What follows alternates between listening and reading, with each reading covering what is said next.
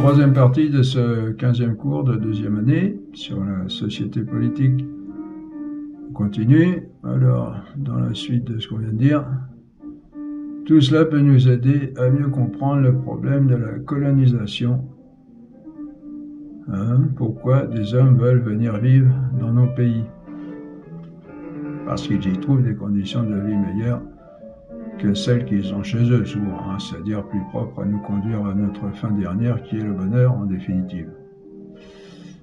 Eh bien, la colonisation, c'est le procédé inverse. Au lieu que ces personnes viennent chez nous profiter de nos avantages, nous allons chez eux leur faire part de nos avantages. Vous voyez, ça c'est des points.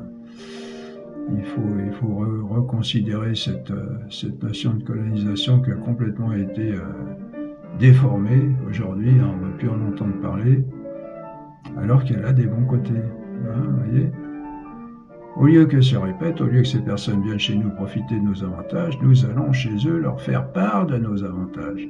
Ça, c'est le bon côté de la chose.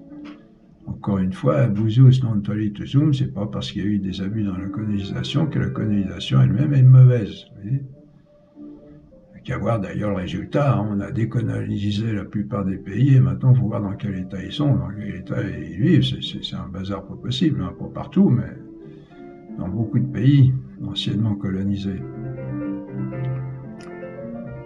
Alors, c'est une solution bien meilleure que l'émigration, car en restant chez eux, ils peuvent continuer de profiter du meilleur de leur culture, de leurs mœurs, de leurs coutumes et de leurs traditions, et en même temps profiter du meilleur des nôtres. Alors que s'ils viennent chez nous, ils sont pour ainsi dire obligés de prendre les leurs, comme on l'a vu, de perdre, pardon, les leurs, s'ils viennent ici. Alors que s'ils viennent chez nous, ils sont pour ainsi dire obligés de perdre les leurs. Vous voyez, tout ça, c'est tout ce qu'il y a de plus logique, tout ce qu'il y a de plus véritable. Ça, on ne le dit pas, on n'en parle pas. Je répète, au lieu de la colonisation, c'est quoi? Ce que ça devrait être, évidemment, parce qu'on voit que le côté où on va profiter de ces pauvres gens, on va les exploiter, on va à la limite, on va les mettre tout nus, et puis tout leur piquer, revenir, et puis au revoir, débrouillez-vous. Maintenant qu'on vous a tout piqué, arrangez-vous pour vivre dans votre pays. C'est une image monstrueuse, la colonisation. Il n'y a pas que du mauvais, d'ailleurs, même dans l'application, il n'y a pas que du mauvais dans la colonisation. Il y a des pays qui ont atteint des niveaux de vie bien supérieurs à ce qu'ils n'auraient jamais pu acquérir par eux-mêmes. Et donc on va chez eux et on leur fait part de notre avantage. Bon, on va dire, ce qu'ils demandent, c'est logique, une certaine rétribution de la part du pays qui vient aider ces gens-là à avoir un meilleur niveau de vie, vous voyez. C'est la justice, il faut retrouver les bonnes valeurs. Mais évidemment, il faut que cela soit bien vécu. Et malheureusement, comme partout, il y a des abus du côté des colonisateurs qui profitent de la situation en prenant les colonisés pour leur source d'intérêt, c'est-à-dire qu'ils pensent à eux plutôt qu'aux autres. Abus du côté des colonisés qui ne profitent que superficiellement et transitoirement de la situation, au lieu d'essayer de devenir autonomes comme le pays dont ils apprécient les avantages, pour en être eux-mêmes à l'origine chez eux. La colonisation, certes, doit profiter aux colonisateurs, car s'ils leur apportent, les colonisateurs, les avantages de leur culture, ils doivent en être rétribués, voyez, car tout travail mérite salaire, et tout don mérite reconnaissance, mais les colonisés doivent apprendre à se prendre en main pour devenir progressivement autonomes, voyez. À moins qu'ils veuillent eux-mêmes rester tout le temps colonisés, ça peut se faire aussi. Il en va comme de l'éducation, où il s'agit de mener un enfant à l'âge adulte. Voilà. Il faut lui apprendre à se servir de sa liberté. Pourquoi on parle d'âge adulte? C'est vrai qu'on parle des fois de certains peuples de grands enfants. Parce que il y a un âge adulte à la nature humaine, c'est pas n'importe quoi. Bon, déjà là, faut éjecter cette idée fausse et idiote de l'évolution. On n'est pas du tout les fruits de l'évolution, on en a parlé dans la première année. Nous sommes créés avec notre nature, et d'une nature qui doit arriver à un certain perfectionnement en lui-même. Et les gens qui n'y arrivent pas, ils ne deviennent pas vraiment hommes, ils ne sont pas vraiment dotés de la nature humaine. La nature humaine devient ce qu'elle doit être quand elle arrive à une certaine maturité, qui est, selon ce qu'on a indiqué dans ces cours, qui se déduit de la nature elle-même, et puis, la nature elle-même, puisque ces cours en première et deuxième année sont philosophiques, et qu'on n'invente pas. Et tout ça pourquoi? Pas pour dire qu'on va former des gens comme on veut, mais pour les faire eux-mêmes parvenir à leur maturité qui va les rendre plus heureux. Vous voyez, le but, il ne faut jamais oublier le but dans tout ça, qui est le bonheur de chacun, le but de l'homme. Un certain bonheur temporel, c'est pas le bonheur pour lequel on est fait, que l'on n'acquérera que par Dieu et dans la vie future. Et qu'on commence à connaître déjà en cette vie avec la religion catholique. Mais vous voyez, le sens de mener ces gens à maturité, en ce sens, qu'on a appelé des sauvages, etc. Le mot ne plaît pas beaucoup parce que on croit qu'il y a un manque de respect aux natures humaines qui sont comme elles sont, et puis qu'on pense qu'ils peuvent rester comme ils sont. Bon, après chacun fait ce qu'il veut, mais il faut savoir qu'il y a une certaine maturité à acquérir pour devenir vraiment homme et se rapprocher le plus possible d'un certain bonheur temporel. Bon, il faut dire aussi que nous, on n'est pas, surtout en ce moment, on n'est pas forcément des modèles dans le genre. Ici, on donne les meilleurs principes, mais après, dans l'application, on sait que on est loin surtout en ce moment, je répète, d'y être arrivé. Et puis, c'est ce qui fait que ces gens, parfois, dans leur forêt, ils sont plus heureux que nous, d'une certaine manière, avec bien moins de choses que nous. Mais bon, il faut voir aussi dans quelle mesure ils sont heureux. Il y en a quand même pas mal qui cherchent à venir chez nous, parce que chez eux, ils souffrent quand même de pas mal de choses. Avec le manque de ce qu'on vient de signaler, ce qu'on a déjà signalé, qu'on a resignalé ici encore. La médecine, l'enseignement, tout ça, ce sont des choses qui sont très avantageuses pour l'homme, pour l'aider à mieux vivre. Je répète, à parvenir à une certaine maturité qui lui permettra d'être relativement heureux sur cette terre, du point de vue temporel, individuellement et en société, ensemble. Donc, la colonisation, la meilleure façon de le voir, c'est de le voir comme une certaine éducation. Dans l'éducation, il s'agit de mener un enfant à l'âge adulte. Il faut lui apprendre à se servir de sa liberté. On se rappelle, on a assez parlé. L'éducation d'un enfant, c'est j'aime bien cette expression-là, le remettre entre les mains de sa liberté. C'est beau ça. Et donc avec tout ce que cela comporte, pour la liberté évidemment, au sens où on l'entend aujourd'hui, ou dégagé de toute contrainte qui pourrait contrarier, mais la vraie liberté de l'homme, comme on l'a enseigné dans ce cours. Et donc de même, ces peuples qui sont souvent de grands enfants, il faut le reconnaître, il faut les amener à l'âge adulte, c'est-à-dire à savoir profiter intelligemment de leur liberté. Nous savons en effet qu'avant la colonisation, ces peuples souffraient de famine, d'épidémies, de guerres, du manque de culture générale et de technique. Et les peuples civilisés leur ont apporté l'exploitation des ressources du sol, l'hygiène, la médecine, la paix, les avantages de la culture et de la technique. Pas toujours, mais c'est arrivé et c'est ce qui devrait arriver de toute façon. Malheureusement, nous savons qu'ils ont apporté aussi, les colonisateurs, leurs erreurs et leurs vices, et l'exploitation injuste des hommes, bien sûr. Il n'y a pas que du bon, je le répète, surtout aujourd'hui, et donc ce qu'il faut leur apporter, c'est le meilleur de la civilisation, selon les principes qu'on rappelle dans ces cours.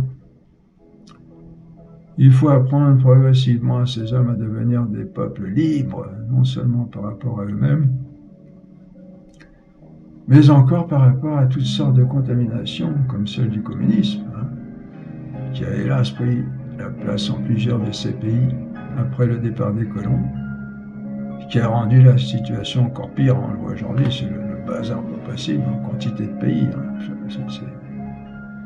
On est contre le gouvernement. Vous voyez là, une marque, on verra, une marque du communisme, c'est que on ne cherche pas à arranger les choses, on cherche à renverser, on cherche à détruire, on cherche à renverser le gouvernement en Algérie, par exemple.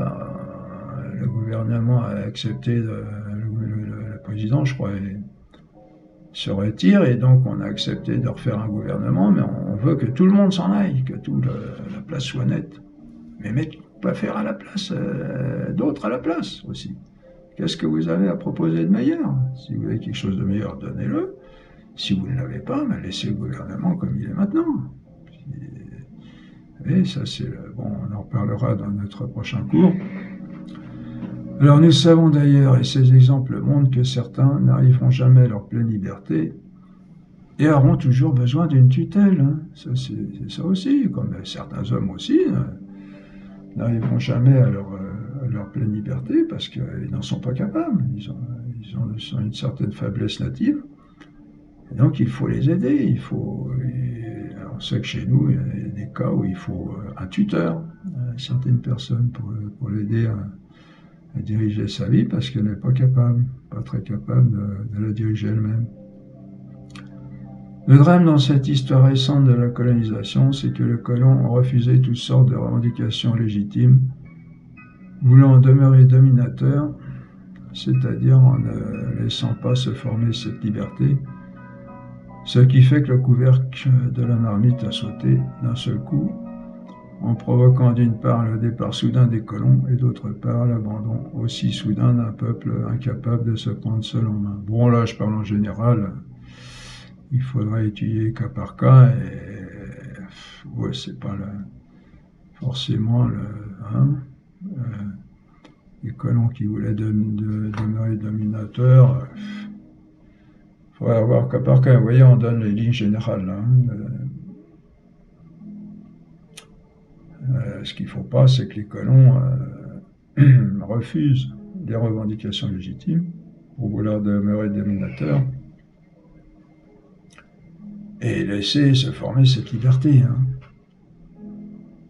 Mais bon, je crois que le communisme, le marxisme a aussi beaucoup mis de pagaille aussi dans ces choses-là, en représentant la colonisation comme une injustice pas possible, alors que il y avait une quantité d'avantages à retirer des deux côtés. On rappelle qu'il faut, là encore, il faut l'amour, il faut essayer d'avoir l'entente ensemble. Et je crois que ça s'est passé plus ou moins comme ça, dans certains cas, dans certains pays. Et malheureusement, ça n'a pas duré parce que il y a toujours, puis il y a les forces du mal aussi qui cherchent toujours à diviser les gens. Bon. Une dernière nation envisagée dans le vocabulaire politique, c'est la nation de classe. Vous vous rappelez que le cours, c'est le cours sur la politique. Une classe sociale est un ensemble d'hommes ayant une même condition de vie. Un ordre de vie civilisé doit normalement comporter plusieurs classes, parce que les diversités dans les peuples sont voulues de Dieu, comme dans la nature. Dans la nature, tous les êtres ne sont pas de la même... j'allais dire de la même importance, de la même perfection au sens des qualités, comme chez les plantes, il y en a des plus ou moins parfaites, et chez les animaux aussi, et de même chez l'homme. Et par conséquent, le marxisme que nous étudierons la prochaine fois a commis une grave erreur en voulant réduire les peuples à une seule classe, et à la plus basse. Les classes font partie du monde politique. Et la souveraineté politique doit exercer sur toutes les classes sociales une domination pacifique et sans contrainte, c'est-à-dire conforme à la dignité de l'homme qui comporte d'être libre, on l'a vu, en les faisant toutes les classes participer à tous les bienfaits de la vie civilisée. Hein? Sinon, le danger, c'est qu'une classe sociale réduite en esclavage et exploitée peut se révolter, comme nous l'avons vu se réaliser avec le prolétariat au XIXe siècle, de même que pourraient se révolter des peuples exploités, mis en esclavage, et ne participant pas aux bienfaits de la vie civilisée. Voilà. Alors passons maintenant aux limites de cette souveraineté de l'État. Bon, j'ai oublié ça tout à l'heure, oui, pardon. La diversité fait partie de la nature. On a bien compris. Alors, limites de la souveraineté de l'État. Il y en a 4. La souveraineté de l'État doit demeurer soumise à la morale, comme on a pris le temps de le voir, hein, c'est-à-dire à la fin de la morale, qui est le bien de l'homme. Et ce bien est déterminé par la nature, en dernier recours par Dieu, qui est l'auteur de la nature. Hein. Tout ce qui ne va pas selon la nature est contre nature, et ce qui est contre nature la détruit. Il va contre le bien de l'homme et son bonheur. Ça aussi, il faut le rappeler, parce qu'on croit que la liberté comporte même d'aller dans des choses contre nature, comme l'homosexualité, etc., alors que c'est destructif de la nature et du bonheur et de la liberté, par le fait, parce que la liberté, c'est de faire les bons choix. Deuxièmement, comme nous l'avons vu aussi tout à l'heure, la souveraineté de l'État se limite à l'ordre temporel. Et elle a à côté d'elle une autre souveraineté qui est celle de l'Église, laquelle a une souveraineté dans le domaine des biens éternels. Le fait qu'il y ait ces deux souverainetés distinctes de l'État et de l'Église est quelque chose de fondamental à la politique, hein, et que l'on a bien oublié aujourd'hui, et qui est fondé sur ce double rapport de l'homme avec les biens temporels d'une part et les biens éternels d'autre part, qui commencent en cette vie, ces biens éternels. Hein. Bon, bien oublié, non, disons que maintenant ça s'est peut-être un petit peu rangé par rapport à quelques années. Pardon. Mais ça reste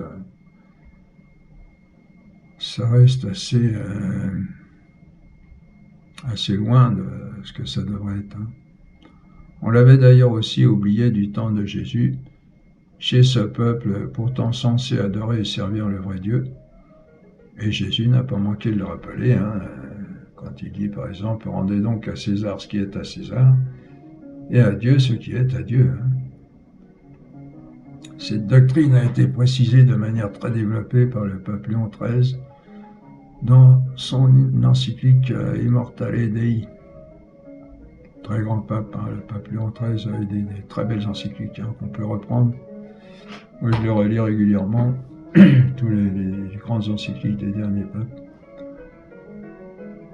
Et si ces deux souverainetés, Léon XIII du XIXe siècle, hein, je crois, peut-être à cheval avec le XXe, et si ces deux souverainetés de l'État et de l'Église sont distinctes, elles ne doivent pas être séparées, car elles ont à gouverner la même vie des hommes sur la terre, mais l'une dans le domaine temporel et l'autre dans le domaine éternel.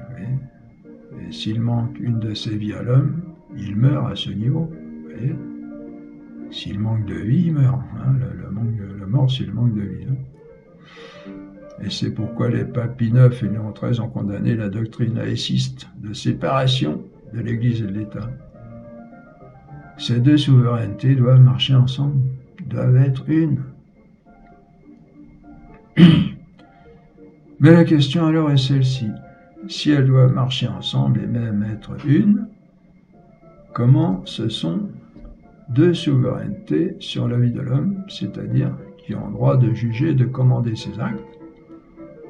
Comment envisager leur union pour qu'elle ne soit pas concurrentielle, pour qu'elle ne s'oppose pas? Hein, commander ses actes au point de vue, au sens où on l'a vu tout à l'heure, la juridiction. Hein. Dans le sens où, voilà, on l'a déjà vu. Il faut déjà voir que les domaines dont s'occupent l'État et l'Église sont distincts, comme on l'a vu, puisque l'État a la responsabilité des biens temporels en tant que public et l'Église des biens éternels. Mais ça ne suffit pas. Car ainsi, chacun a son domaine, mais ça ne veut pas dire qu'ils vont être unis dans leur souveraineté. Eh bien, pour préciser davantage, il faut se rappeler que le but de l'homme est l'éternité, le bien souverain, et qu'il doit tout ordonner à cela s'il veut faire le meilleur choix, c'est-à-dire celui selon sa nature. Dieu a été créé pour être heureux, on l'a vu, par Dieu, et il a la possibilité d'atteindre ce bonheur grâce à Dieu. Ceci veut dire que les biens temporels doivent être soumis aux biens éternels et par suite, comme l'État s'occupe des premiers et l'Église des seconds, ça veut dire que la souveraineté de l'État doit être ordonnée et non subordonnée. Donc on distingue bien. Ordonnée et non subordonnée à la souveraineté de l'Église. Vous voyez la distinction? Ça ne veut pas dire que l'État ne peut rien faire sans l'Église, sans ses ordres. Sinon, il ne serait pas souverain. Il doit garder une certaine indépendance. Mais cela signifie que tout ce qu'il fait, doit être ordonné à ce que fait l'Église, comme les moyens à la fin. C'est-à-dire qu'il n'est pas obligé, il ne va pas se soumettre, c'est l'Église ne le commande pas l'État, n'intervient pas dans sa souveraineté, mais l'État doit avoir l'œil toujours sur le but que indique l'Église, qui est ce qu'il est. Et on répète comme qui est le bien éternel de l'homme. Et de même, l'Église doit travailler en collaboration avec l'État pour que le but qu'elle propose soit bien adapté aux moyens que l'État a choisis dans sa souveraineté, parce que ces moyens seront différents selon les différents pays. Oui. L'État garde sa souveraineté, il choisit les moyens qu'il veut, mais ces moyens doivent être ordonnés à la fin que l'Église indique. Donc, ce qui veut dire ordonné et non subordonné. Je répète, l'État garde sa souveraineté dans son l'ordre temporel. Ils ont chacun leur domaine et la souveraineté dans leur domaine, l'un celui des moyens et l'autre celui de la fin, mais ils doivent travailler en étroite collaboration et l'un ordonné à l'autre, dans le sens que l'on a précisé, pour que les moyens fassent bien parvenir à la fin et que la fin soit bien adaptée aux moyens. Vous voyez, c'est magnifique comme doctrine. Vous voyez, je ne vous raconte pas des histoires, des idées personnelles, c'est vraiment ce qui ressort de la nature des choses, la réalité. Je rappelle qu'on préconise une philosophie réaliste, par opposition à toutes ces philosophies plus ou moins idéalistes qu'on a eues ces derniers siècles, et qui nous ont emmenés dans les décors. Ce qui ne veut pas dire encore que l'Église doit changer la fin pour l'adapter aux moyens, bien sûr, c'est normal. Comme on dit que l'Église devrait changer pour s'adapter au monde, pas du tout, mais qu'elle doit la présenter de manière à ce qu'elle soit atteignable, cette fin, par les moyens que chaque État, avec son époque et son lieu, aura choisi.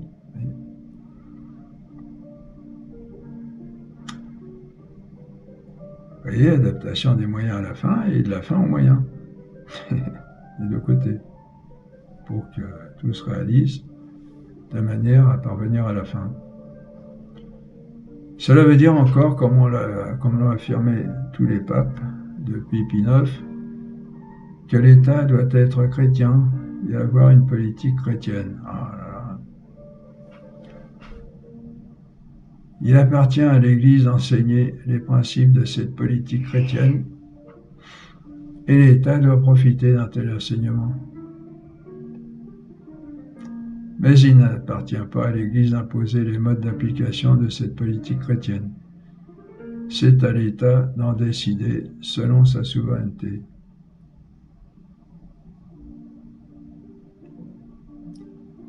Alors on verra on va en reparler sûrement là. On l'a déjà dit, on va démontrer en troisième année que la religion catholique, la religion chrétienne et surtout la religion catholique est la seule religion véritable. Hein. Les autres soit ne sont pas des religions, soit sont des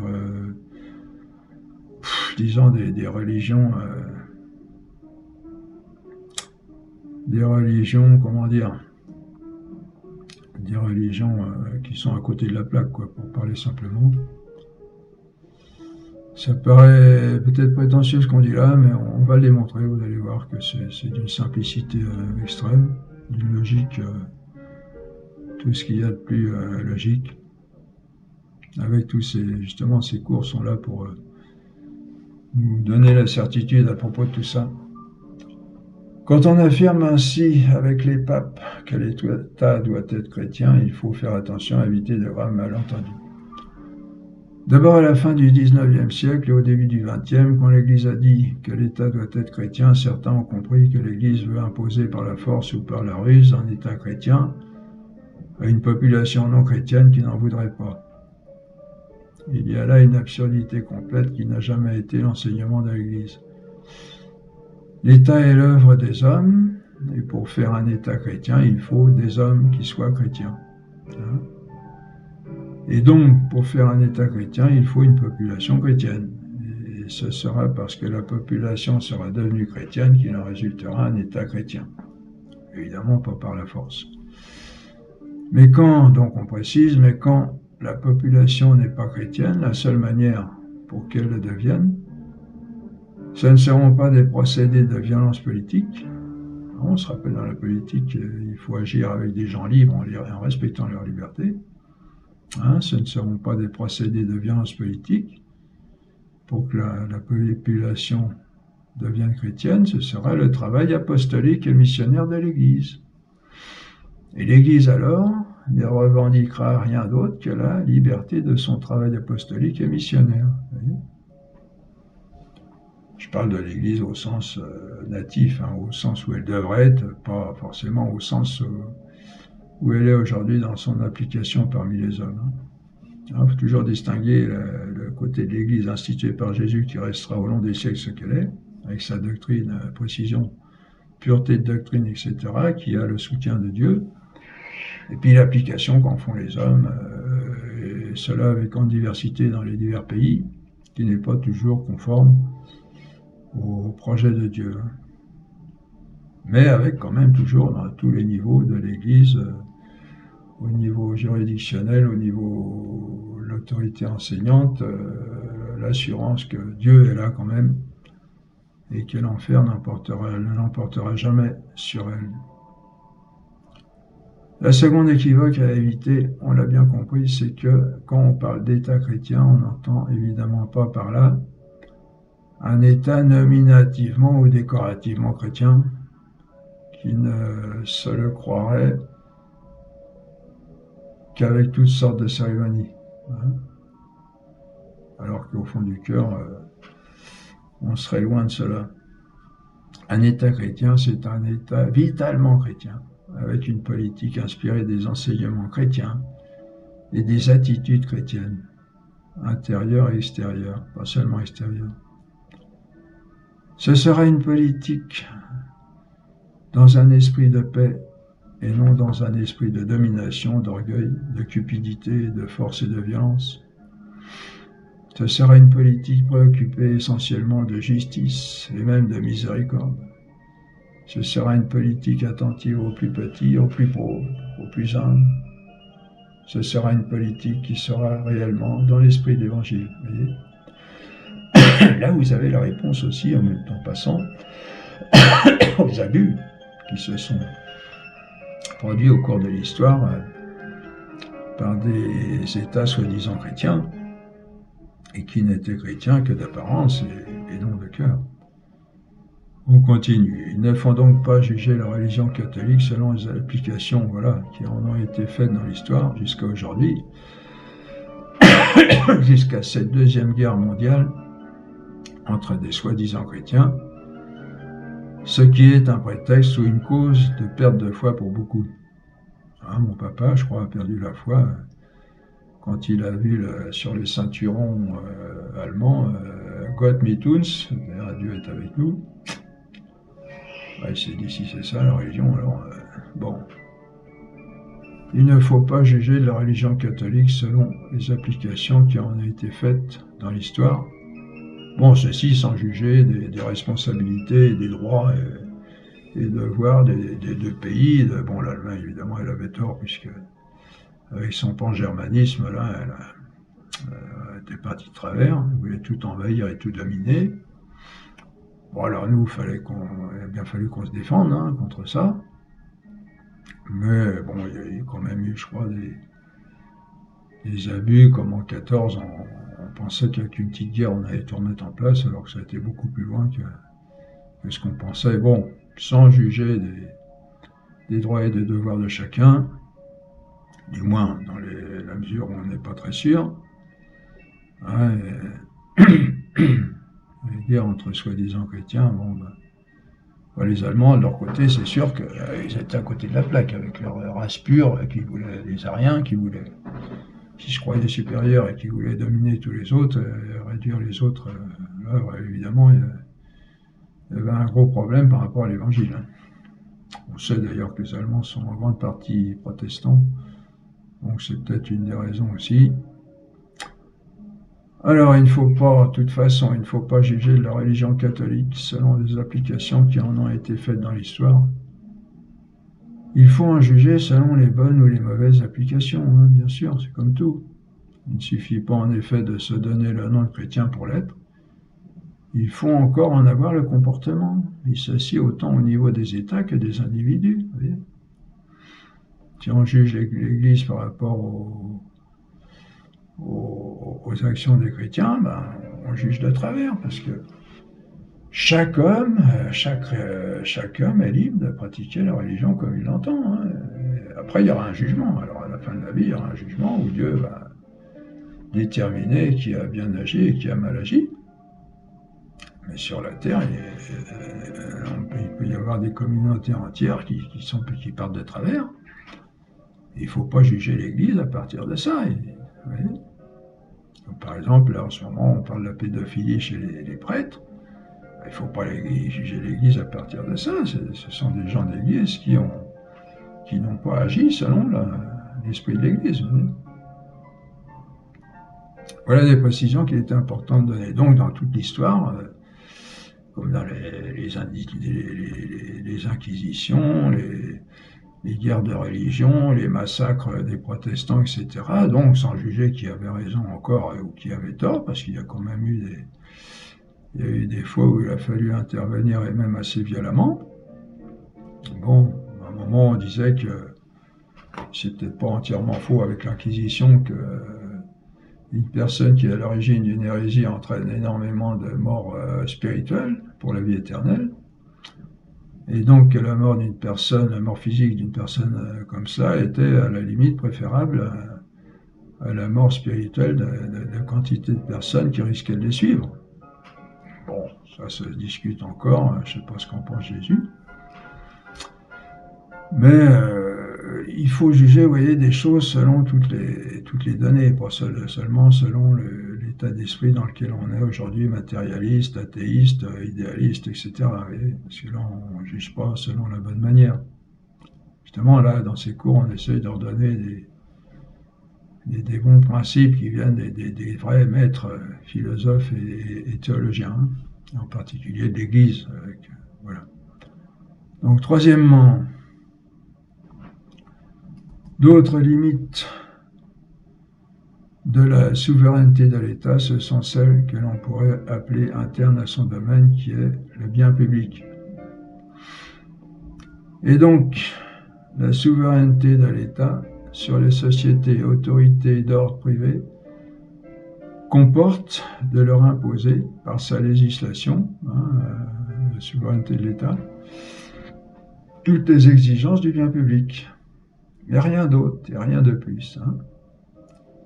Et l'État tomberait dans l'erreur du totalitarisme que nous avons dénoncé dans les cours précédents, s'il voulait se substituer aux autorités d'ordre privé pour gouverner lui-même la vie privée. Bien au contraire, le bien public comporte que l'État protège et assure le libre épanouissement et développement de toutes les formes de vie sociale d'ordre privé. Pas évident non plus, hein. Nous avons ce genre d'erreur dans l'idéologie totalitaire où l'État veut se faire père de famille et éduquer lui-même les enfants. Ce que nous avons dénoncé dans le cours sur la famille. De même, si l'État veut se faire maître d'école et diriger lui-même les écoles, ce que nous avons dénoncé dans le cours sur l'école. Le rôle de l'État se limite à imposer à toutes les familles, à toutes les écoles, les exigences du bien public en matière d'éducation et d'instruction.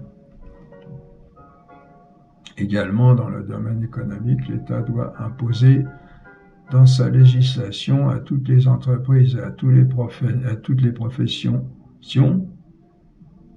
les exigences du bien public. C'est le domaine propre de ce qu'on appelle l'économie politique. Mais il tomberait dans l'erreur totalitaire s'il voulait se faire chef d'entreprise et diriger lui-même les entreprises et les corps professionnels. Oui. C'est ce qu'on pourrait appeler les limites internes de la souveraineté de l'État. Quatrièmement, quant aux limites externes, notre quatrième point, ce sont les frontières des pays. C'est un fait, il y a une multiplicité d'États. Pourquoi alors, puisque l'État est la société parfaite d'ordre temporel, n'y aurait-il pas un seul État pour tous les hommes? Alors, quelle réponse à ça? Il y en a qui rêvent de ça. Hein. La raison en est que les hommes sont beaucoup trop divers, selon les races, les langues et les cultures, et leurs conditions de vie beaucoup trop diverses, selon les temps et les climats, pour qu'un même ordre politique convienne à l'humanité entière. D'où la multiplicité des États. Mais leur dimension et leur nombre peuvent varier beaucoup, depuis la cité antique avec une ville et ses territoires avoisinants, jusqu'aux grands empires. La question alors, à propos de ces limites externes de la souveraineté d'un État, s'il faut plusieurs États, selon la diversité des hommes, que vaut-il mieux, un petit nombre de grands États ou un grand nombre de petits États? Hein? On peut faire cette remarque que si les États sont trop petits, ils manquent de ressources suffisantes, d'après ce qu'on a dit au début, et cela les amène à se fédérer s'ils ne veulent pas être absorbés par des puissants voisins. Par contre, l'expérience le prouve, les grands empires ont toujours une tendance au morcellement, parce que leurs populations sont très diverses. On a un peu ça en France, oui. La Bretagne aux Bretons, le Pays Basque aux Basques, la Corse aux Corses. Bon. Le mieux serait-il alors des États de dimension moyenne, comme les États nationaux de l'Europe moderne, la France, l'Allemagne, l'Italie, l'Espagne. Oui, la France n'est pas un grand empire. Je pense qu'il y a des exagérations dans ces revendications d'indépendance de certaines régions. Pourquoi pas alors l'indépendance à la limite de chaque ville et après aussi de chaque village. En fait, si on a une conception centralisée du pouvoir politique en un seul organe, les dimensions de l'État seront toujours à la fois trop petites par rapport aux ressources dont il a besoin et trop grandes par rapport à la diversité des populations englobées. Hein?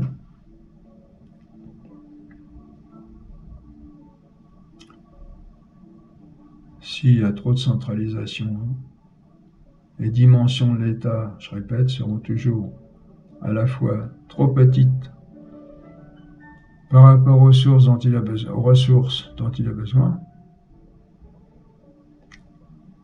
est trop grande par rapport à la diversité des populations.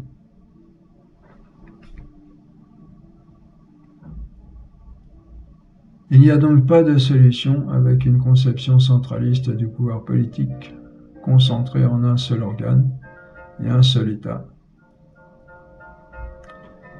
Il n'y a de solution que fédérale, c'est-à-dire avec une répartition hiérarchique de l'autorité politique à des étages divers, comme on l'a vu.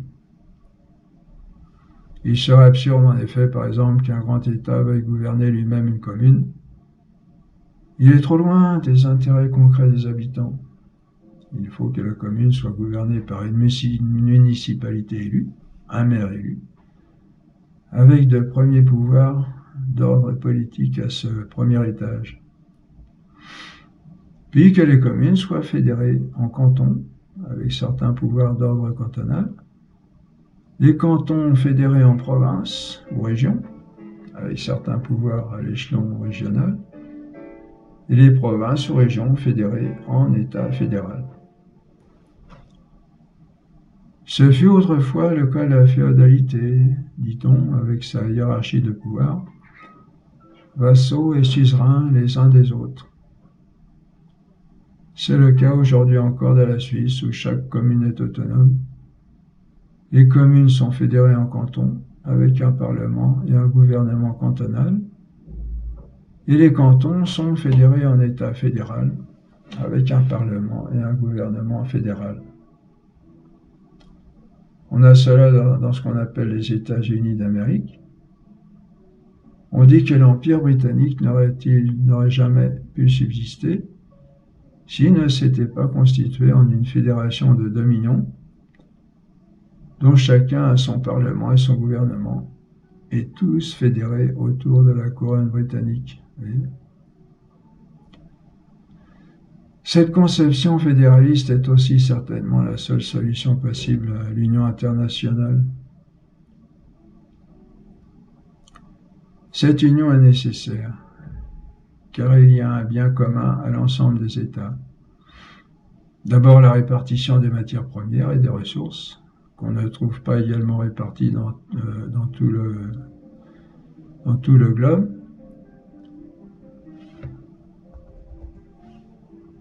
On a déjà dans ce genre la Convention postale internationale qui permet à une lettre postée dans un État de parvenir dans un autre, ou la Convention ferroviaire internationale qui permet aux lignes de chemin de fer de traverser les frontières. On a aussi des congrès scientifiques internationaux pour le partage de ce bien commun qu'est la science. Nous avons aussi heureusement quelque chose de semblable pour maintenir la paix entre les nations et éviter les conflits. La guerre est toujours quelque chose à éviter parce qu'elle apporte avec elle que destruction, malheur et souffrance. Il faut faire tout ce qu'on peut pour résoudre les conflits de façon pacifique. Bon, je crois qu'on l'a compris aujourd'hui. On évite encore quantité de conflits. Et ça, il faut rendre grâce à Dieu parce que on est assis sur un baril de dynamite qui peut péter d'un moment à l'autre. Évidemment, s'il prend un État de partir en guerre contre un autre, l'autre a droit à la légitime défense. Le problème, bon, ces gens qui refusent de faire la guerre n'ont pas toujours raison, parce qu'il faut, si nos familles sont attaquées, il faut les défendre. Le problème avec la guerre, c'est que c'est le plus fort qui gagne, qui n'est pas toujours le plus juste.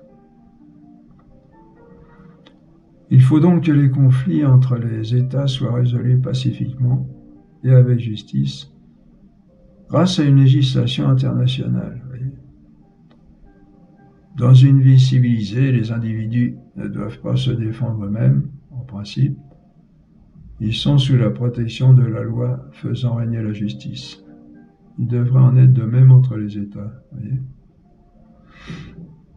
Certes, si l'ordre international n'est pas encore bien réalisé, il peut y avoir, comme l'ont enseigné les docteurs de l'Église, des guerres justes. pas en train de parler de ça trop aujourd'hui.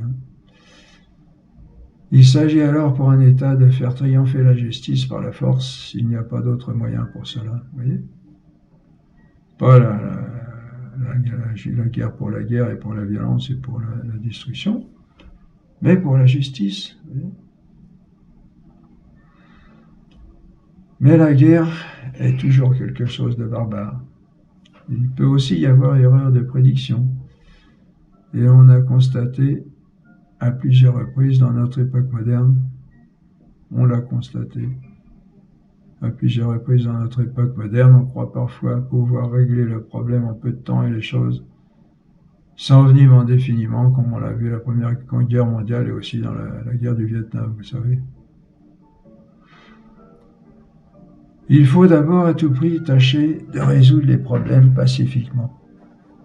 Ceci a été affirmé, bon, je crois qu'on l'a compris aujourd'hui, Ceci a été affirmé par plusieurs papes, surtout qu'aujourd'hui on a d'énormes moyens de tout détruire et très rapidement. Et personne n'a intérêt. C'est peut-être ça aussi qui nous retient d'avoir ces destructions massives. On sait que si ça part d'un côté, même s'il y a des vainqueurs, les vainqueurs, ils n'auront que des ruines à récupérer. Ceci a été affirmé par plusieurs papes. D'abord, au lendemain de la guerre 14-18, par le pape Benoît XV dans l'encyclique Pacem Dei Munus, et par Pie XI, Pie XII et par Jean XXIII dans l'encyclique Pacem in Terris. Tâchez de résoudre toujours les problèmes pacifiquement. C'est dans l'intérêt de tous. Et ce problème international ne comporte de solution que fédérale. Il semble que nous ayons quelque chose de semblable avec l'ONU, mais cet organisme est peut-être trop vaste, ce qui lui a valu d'échouer souvent, d'après Jean Dejas, et c'est pourquoi il faudrait déjà fédérer des ensembles plus restreints, et les confédérer ensuite, ce qui permettrait de traiter certains problèmes par partie avant de les soumettre à la communauté internationale. Jean Dejas cite dans ce cas la réussite du Bureau international du travail de l'ancien Institut international de coopération intellectuelle, devenu l'UNESCO, et surtout du tribunal international de La Haye, qui a réussi à résoudre pacifiquement un certain nombre de conflits par l'application par des juristes de la législation internationale. Bon, là, je parle du temps de Jean Dejas, c'est-à-dire dans les années, jusqu'aux années, disons, 90, quelque chose comme ça. Nous voyons ainsi combien la conception fédéraliste est importante dans la résolution des problèmes internationaux. Pour finir, saint Thomas d'Aquin distingue 3 régimes politiques types. La monarchie, où le pouvoir n'appartient qu'à un seul. Deuxièmement, l'aristocratie, où le pouvoir appartient à plusieurs, en principe les meilleurs au bon sens du terme, ce que veut dire aristos en grec, les élites. Et la démocratie, troisièmement, où le pouvoir appartient à tous. Bon, je crois qu'on en a parlé aussi de cet état des élites. C'est bon, c'est pas des gens qui sont soit qui se considèrent supérieurs ou qui sont considérés supérieurs par un groupe restreint, ou qui sont supérieurs dans certaines catégories et pas dans d'autres. L'élite, c'est vraiment au sens que l'on a donné dans ces cours sur la politique et sur la morale en général, des gens qui vont être dotés de toutes les qualités nécessaires à parvenir à la bonne formation de l'homme et qui vont l'aider à parvenir à son but, comme on l'a établi dans ces cours, pas dans le sens d'état d'esprit où on est aujourd'hui, où on a tout déformé où les élites apparaîtraient comme quelque chose de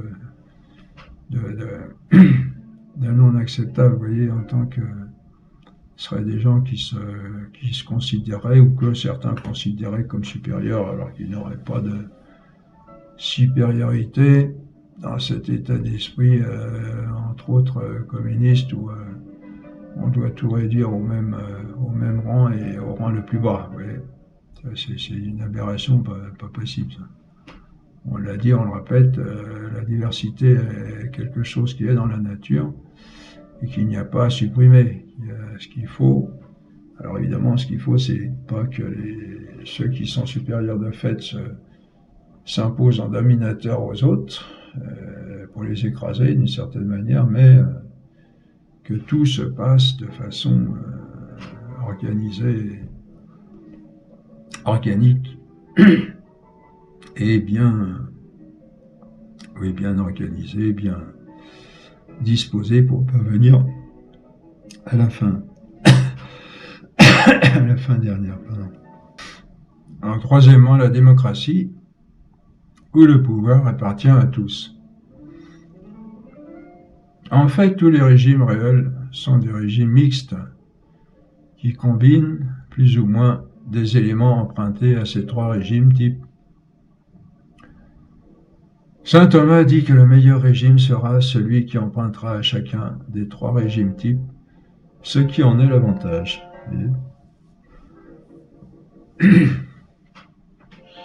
L'avantage de la monarchie, c'est l'unité dans la décision.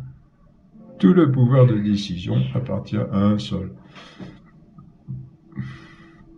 Et ça, c'est bien d'après ce qu'on a vu, que tout doit remonter à un principe unique pour conserver l'unité.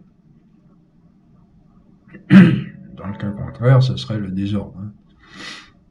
L'avantage de l'aristocratie, c'est la compétence d'une élite. Il faut donc que le monarque s'entoure d'un conseil formé d'une élite. Évidemment, aujourd'hui, c'est le peuple, on voudrait que ce soit le peuple qui décide tout. On voit le bazar que ça donne. Ça peut pas fonctionner comme ça. Tout le monde, d'ailleurs, n'est pas d'accord. Ça fait une diversité opposée, parfois violente,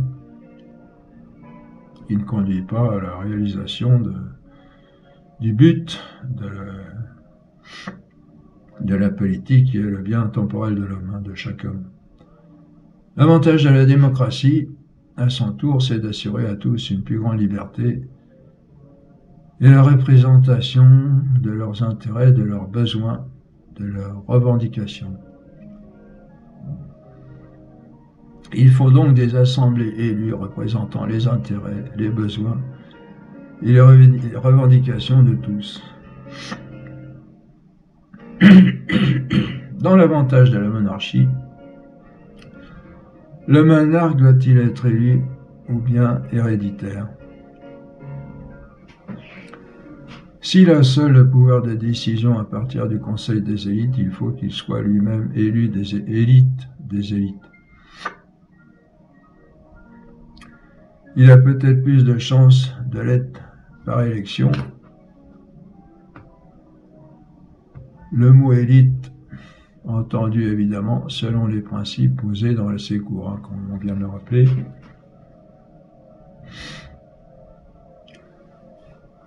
Donc, est-ce qu'il doit être héréditaire, est-ce qu'il doit être élu? Le principal, c'est qu'il soit l'élite des élites. Et donc, de toute façon, qu'il soit élu ou qu'il soit héréditaire, il faut qu'il soit formé. Bon, déjà qu'il ait au départ les qualités nécessaires, et ensuite qu'il soit formé pour être élite des élites.